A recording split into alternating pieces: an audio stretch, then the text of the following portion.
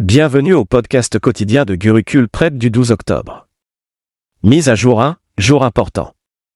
Journée internationale de la réduction des catastrophes naturelles, 13 octobre, la Journée internationale de la réduction des risques de catastrophes, IDDR, est observée chaque année le 13 octobre.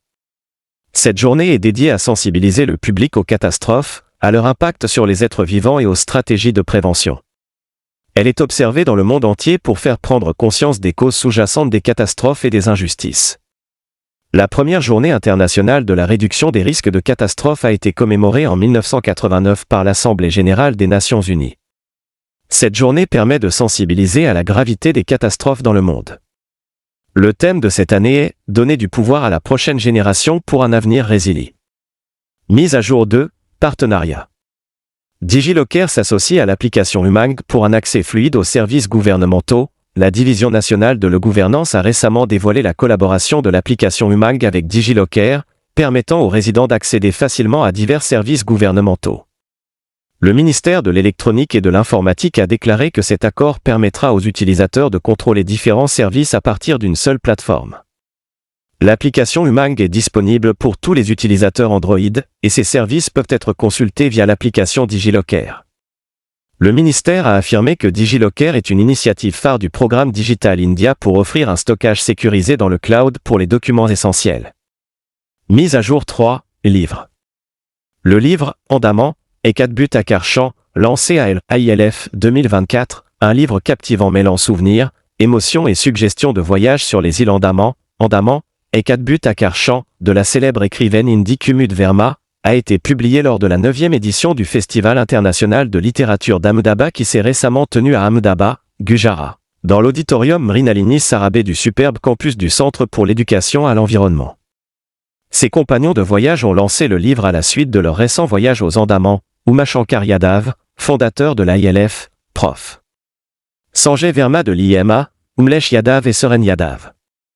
Mise à jour 4, défense. Le chef de l'armée lance le dispositif de détonation multicible, Agnastra, à Gangtok. Le général Upendra Dwivedi, chef de l'armée, a officiellement présenté Agnastra, un dispositif de détonation multicible portable, lors de la conférence des commandants de l'armée à Gangtok.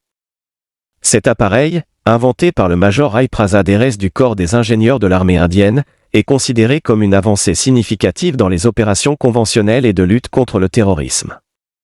Le 19 mars, l'invention du major Rai Prasad a obtenu un brevet. Selon les responsables de l'armée indienne, l'appareil présente un potentiel énorme pour les interventions en salle, la destruction de bunkers ou de cachettes à distance, et les démolitions de réserves. Mise à jour 5, économie. Le secteur textile indien devrait atteindre 350 milliards de dollars d'ici 2030. Le marché textile indien est estimé à environ 350 milliards de dollars d'ici 2030. Selon les chiffres commerciaux du pays pour août 2024, les vêtements prêt-à-porter ont augmenté de 11% en glissement annuel. D'après un communiqué du ministère du Textile, le gouvernement indien prévoit d'atteindre cet objectif grâce à divers programmes et mesures politiques.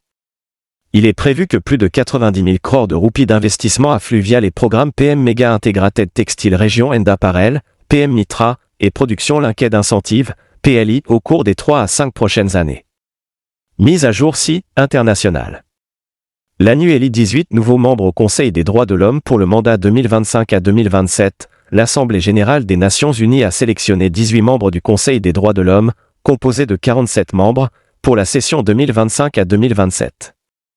Les 18 pays, dont le Bénin, la Bolivie, la Colombie, Chypre, le Qatar et la Thaïlande, ont été choisis lors d'un scrutin secret. Les membres élus ont des mandats de 3 ans qui débuteront le 1er janvier de l'année prochaine. Le Conseil des droits de l'homme, basé à Genève, est un organe international au sein du système des Nations unies chargé de promouvoir et de protéger les droits de l'homme dans le monde entier. Environ un tiers de ces 47 membres sont remplacés chaque année, garantissant que les membres du Conseil exercent des mandats échelonnés de 3 ans pour assurer la continuité. Mise à jour 7, nationale. Hommage à Ratan Tata, le Cercle postal du Bihar publie une couverture spéciale. Le Cercle postal du Bihar a publié une couverture commémorative en mémoire de Ratan Naval Tata, industriel et philanthrope décédé le 9 octobre. La couverture commémorative reconnaît ses contributions à la nation, à la société et au progrès industriel. La couverture spéciale, dévoilé lors d'une cérémonie organisée par le maître de poste général en chef du Cercle du Bihar, CPMG, Anil Kumar, met en lumière le leadership visionnaire de Tata et son engagement envers l'idéal social du bien-être public comme objectif ultime de toutes les activités. En plus d'être un hommage, cette couverture sera également un objet de collection. Mise à jour 8, nécrologie. Nobuyo Wayama, voix emblématique de Doraemon, décède. Nobuyo Wayama, qui a prêté sa voix à la célèbre série japonaise Doraemon pour une génération d'enfants asiatiques, est décédé à l'âge de 90 ans, a annoncé son agence. Wayama est décédé le 29 septembre de vieillesse, a confirmé l'agence Actor 7. L'agence s'est excusée pour le retard dans l'annonce de la nouvelle, ajoutant « Nous tenons à exprimer notre sincère gratitude pour la gentillesse que vous avez témoignée à la défunte tout au long de sa vie. » Elle a prêté sa voix à Doraemon de 1979 à 2005, séduisant des millions de fans au Japon et dans le monde entier. Le personnage de Doraemon, créé par Fujiko F. Fujio en 1970, est devenu un phénomène culturel. Mise à jour 9, classement et rapport. Les transactions UPI augmentent de 52% pour atteindre 78,97 milliards au premier semestre 2024. Rapport, selon une étude, le volume des transactions pour le mode de paiement rapide indien, l'interface de paiement unifié, UPI, a augmenté de 52% en glissement annuel au premier semestre 2024, atteignant 78,97 milliards. Dans son rapport sur les paiements numériques en Inde pour le premier semestre 2024, de janvier à juin, la société de services technologiques de paiement Worldline a révélé que l'UPI reste la méthode de paiement dominante et étend rapidement sa portée.